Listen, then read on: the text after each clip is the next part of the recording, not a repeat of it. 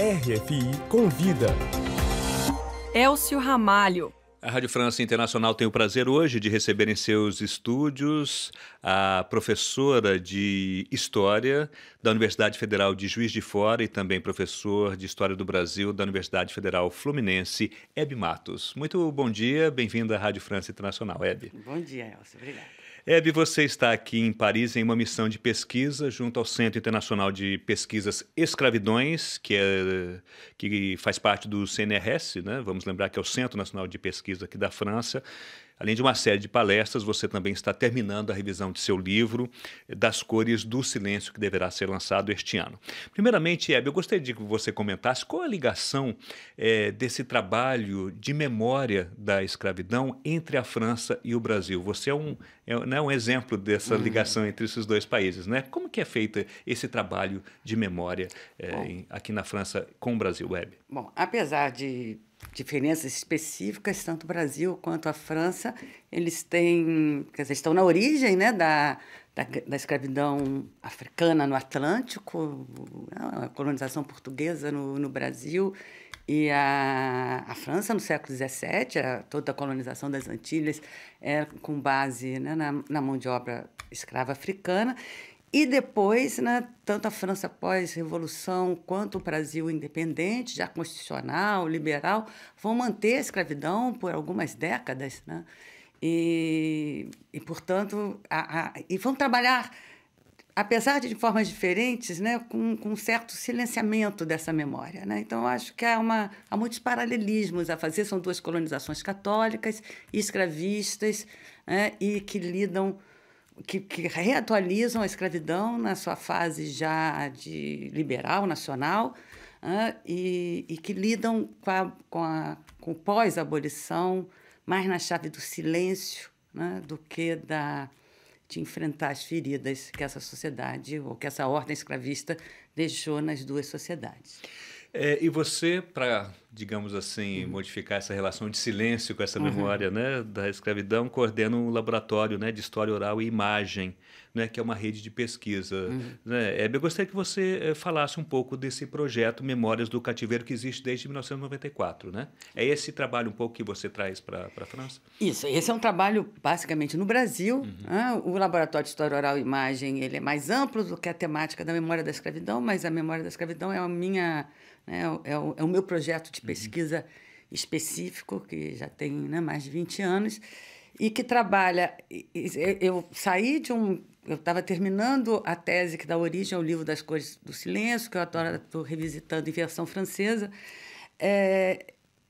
Por duas vezes eu terminei um trabalho de pesquisa nos arquivos do século XIX com uma entrevista com o neto de alguém que tinha vivido a abolição em 1888 no Brasil. Eu comecei naquela época com um grupo, umas duas pessoas, inclusive um neto de um ex-escravizado que estava se formando em História na época, o projeto Memória do Cativeiro, trabalhando com comunidades negras, principalmente das antigas áreas cafeeiras do Rio de Janeiro, sobre essa memória genealógica da experiência da abolição. Começamos com a experiência da abolição, chegamos numa impressionante tradição oral sobre o tráfico ilegal de escravos na primeira metade do século XIX, né? Aí realmente uma tradição oral, uma memória coletiva de histórias, né? de um dos grandes silêncios da historiografia brasileira, que é como se operou efetivamente a entrada de quase 750 mil pessoas em 20 anos entre a primeira lei de abolição do tráfico e a segunda, né? Que realmente aboliu em 1950. Bom, então esse projeto tem mais de 20 anos, ele foi crescendo, eu fui resumindo, começamos trabalhando... E como essa memória é atualizada, né? Essa memória foi muito importante para a emergência dessas comunidades como comunidades autorreconhecidas como remanescentes de quilombo e para todo um movimento social também de reconhecimento de patrimônios imateriais de origem africana, como o jongo, que é hoje patrimônio material do Brasil. Então, acaba sendo uma pesquisa em dois tempos, né? Como a memória da escravidão está sendo atualizada politicamente por essas comunidades e como ela pode nos iluminar alguns aspectos silenciados da história do Brasil no século XIX. Na sua opinião, Hebe, como está esse trabalho de memória desse período no Brasil de modo geral? Né? Você comentou o trabalho que você desenvolveu principalmente ali, né?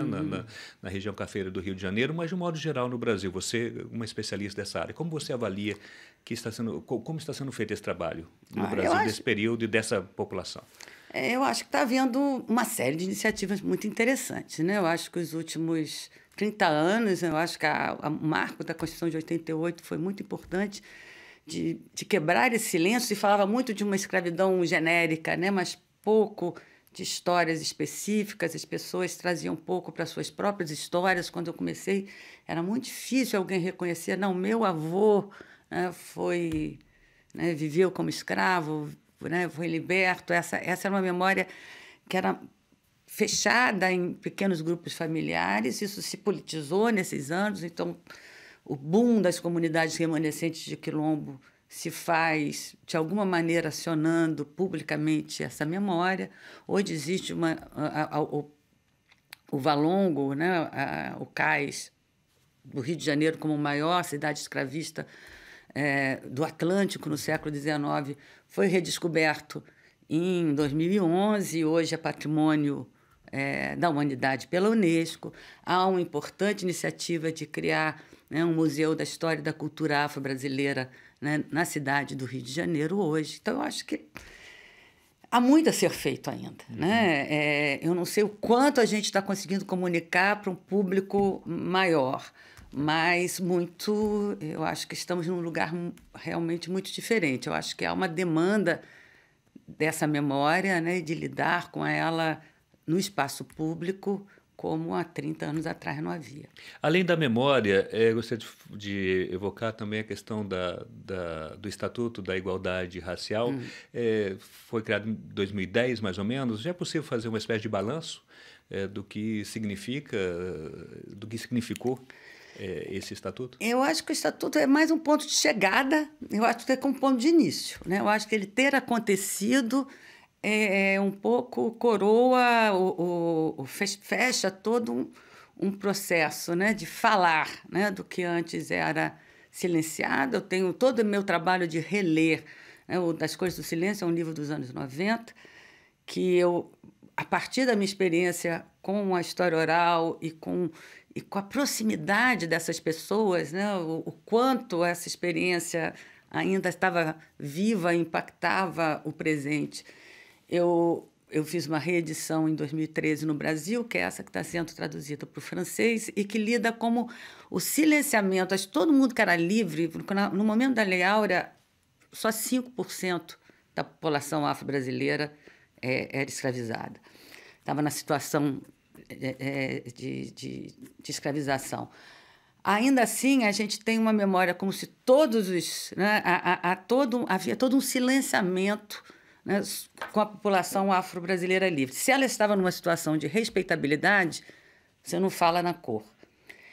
E se não está, ela pode ser escravizada ilegalmente. Né? O número de escravizações ilegais era muito comum no século XIX. Então, você tinha, de um lado, uma precarização da liberdade por parte das pessoas que tinham a marca, né, da cor, e, ao mesmo tempo, um silenciamento que permitia um espaço, né, para o branqueamento, para a respeitabilidade. Eu acho que isso marcou a história do racismo institucional brasileiro. Né? Não falamos disso. Ele acontece, e quando a gente fala, é para marcar. As pessoas você não dizia cor, né? Você não dizia assim, aquele negro ou aquele branco.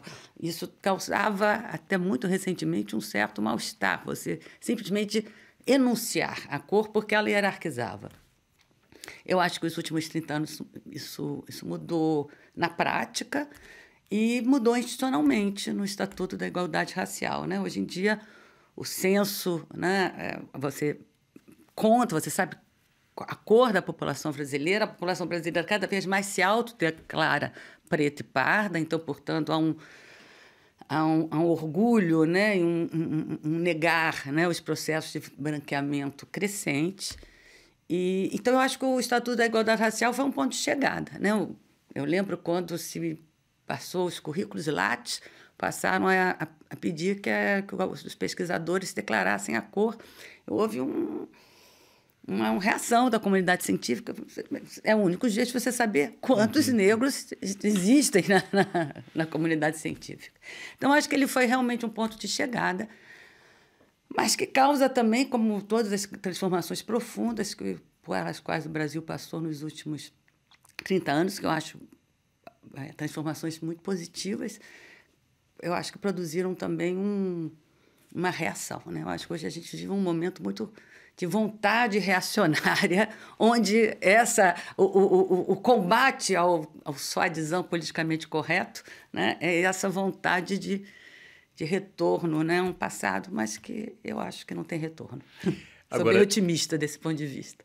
Desde o início do ano, com o novo governo, houve uma mudança, principalmente em relação a demarcações de terras, no caso indígenas e também dos quilombolas. Existe uma preocupação em relação a certas minorias. Você, como especialista, professor de História do Brasil, especialista na questão da escravidão, dos quilombolas, você acha que essa população tem motivos para temer algum retrocesso em avanços? Motivos para temer tem, não há dúvida.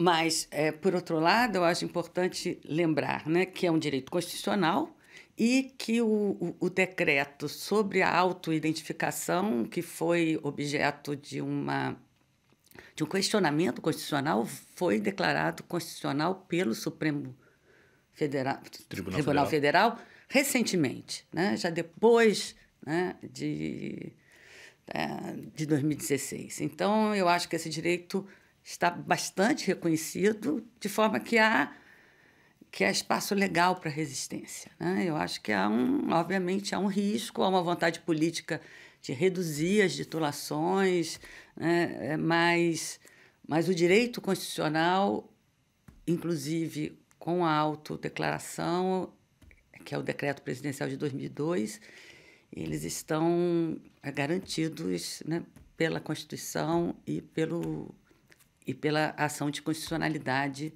né, votada favoravelmente no Supremo. Então, acho que é um movimento muito forte. Também acho que o ganho político do movimento quilombola nos últimos anos, eles são uma força que eu não acho que seja social, né, um movimento social que não é fácil de ser calado, né, de forma que a gente tem que esperar, né, as coisas acontecerem. Hebe Matos, professora do Departamento de História da Universidade Federal de Juiz de Fora e também da Universidade Federal Fluminense, muito obrigado pela sua entrevista ao RF Convida. Obrigada a você.